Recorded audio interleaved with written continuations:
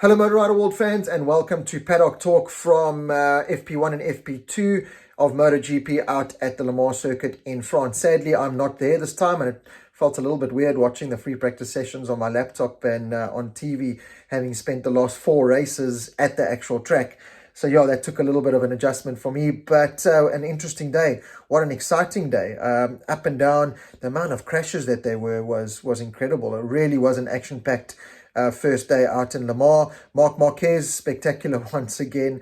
FP1 with that elbow save, and FP2 again with that elbow save. So yeah, back to the old style Marc Marquez saving it on his elbow. Still a little bit disappointed with him. He's still finding his form and his rhythm, both him and the Honda.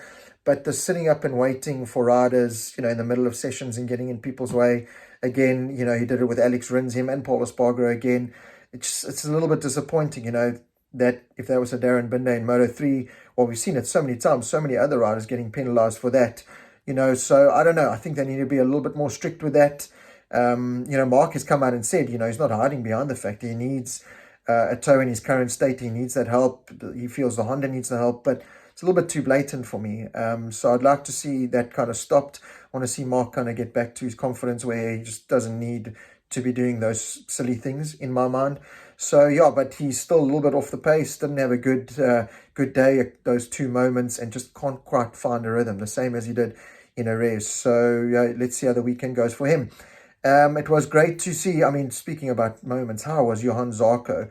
Just in that case, that is where momentum is a motorbike racer's best friend, because that momentum carried him through, and he was lucky that there was not a big jump there. As Simon Crayford said, he was lucky they've kind of flattened it, but he came through, and Zarco did very well to hold on to that, proving that Ducati's MotoGP bike is also a motocross bike. So yeah, spectacular day one in France with all those crashes as well. That kind of hampered a lot of riders in FP2. Darren Binder saying, he just couldn't get into a rhythm because he was one of the crashers, got back on, and then just spent every lap, going past yellow flags, and was only able to put in 1 decent lap. So that kind of halted his progress a bit.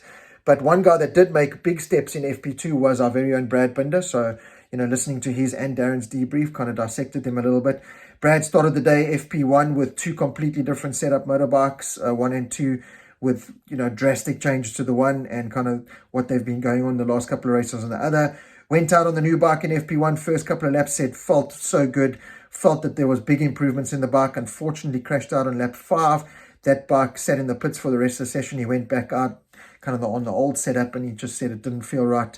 So really did battle with FP1. But straight away, FP2 went back with this new kind of direction that they're going, and felt so good, was able to make those massive improvements that we all saw. P7 for him at the moment in Q2, very, very good. Says he feels a lot more in control of the bike, especially under hard braking, getting the bike turned into some of the slower corners. He just says the bike feels a little bit more responsive. In his actual words, he just says it doesn't feel like he's a passenger. Last few races, he felt like he wasn't in control and he was a passenger on the bike. Feels a lot more in control with the steps that they've made there. So that's a really good sign. Brad sounding upbeat, sounding confident for the rest of the weekend. Let's just hope, the weather's not looking too good. Le Mans always throws up tricky weather conditions. Let's hope that doesn't dampen the progress that Brad and KTM have made, because certainly the other KTM riders are battling. Miguel Oliveira nowhere.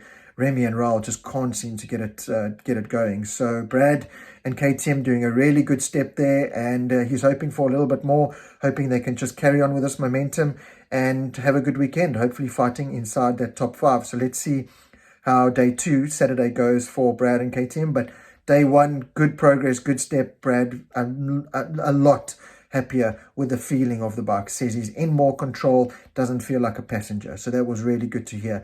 Darren started the day off, another learning curve, first time at Le Mans on a big bike. Said it was really scary, especially that turn 1, from a Moto3 bike. You almost double the speeds going into that turn 1. Said it is very scary.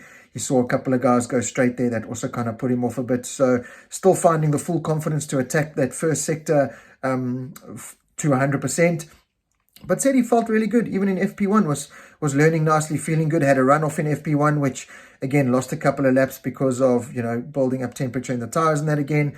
So lost a bit of time there. And then in FP2, unfortunately, with that crash and having to wait for those yellow flags, couldn't really take full advantage of the time. But says the lap times doesn't really show how good he felt on the bike. So looking for more steps on Saturday. But generally, overall, happy with the way they're going and just hoping for some more dry laps. It was nice to have 2 dry sessions, especially when you're learning at a track around like Le Mans on a big bike. It was nice to start off with some dry sessions and feeling good, hoping to make 1 or 2 changes and then just build on some progress and get closer, to those to the other rookies and riders ahead of him. So let's see how the rest of his weekend plays out.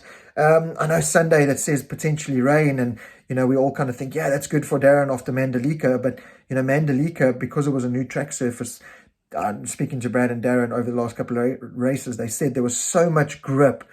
There was more grip in the wet than there was in the dry, so they could take advantage of that. At Le Mans, how will the grip levels be in the wet? I don't know. In past races, we've seen a lot of riders battle with that, so let's see how that turns out. But also, a big hats off to Aleix and Aprilia. Looks like we keep waiting for them to kind of fade.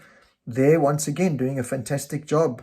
Bastianini, an incredible job, fastest rider on the day, and so he's kind of task or wanting to get into that factory team ahead of Jorge Martin, certainly going the right way for it now, but still a lot to play for. It's still early days. It's Friday, still plenty to come with weather, and the track temperatures got hot, and we saw how many crashes there were, so still a lot to play for in Le Mans. But a good day one, certainly for Brad, another learning day one for Darren, and a lot for the likes of Marc Marquez to improve on, Jorge Martin, Jack Miller, a lot of guys still to find some pace. So it's going to be a very interesting day 2 Saturday in FP3 and FP4, and the qualifying sessions heading into Sunday's race day.